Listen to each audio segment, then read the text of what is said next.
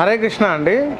మనకు ఈ తేనె గురించి ఎప్పటికీ భయం ఉండనే ఉంది. ఎందుకంటే తేనె ఇంత పెద్దగా దొరుకుతుందా, మరి ఇన్ని లక్షల మందికి కోట్ల మందికి తేనె ఎక్కడి నుంచి వస్తుంది అనేది ఒక డౌట్ ఉంది కదా.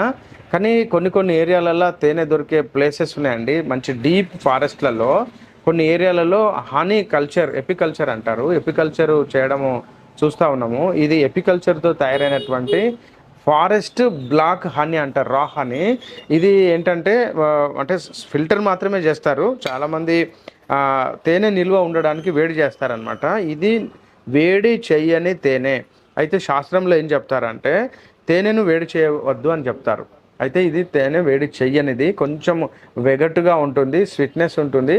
ఇందులో మెయిన్ ఏంటంటే గ్లూకోజ్ తక్కువగా, ఫ్రక్టోజ్ ఎక్కువగా ఉంటుంది. ఇది మనకు చాలా ఉపయోగపడుతుంది. ట్రై చేయండి గో ఆధార్ స్వదేశీ స్టోర్లో. హరే కృష్ణ.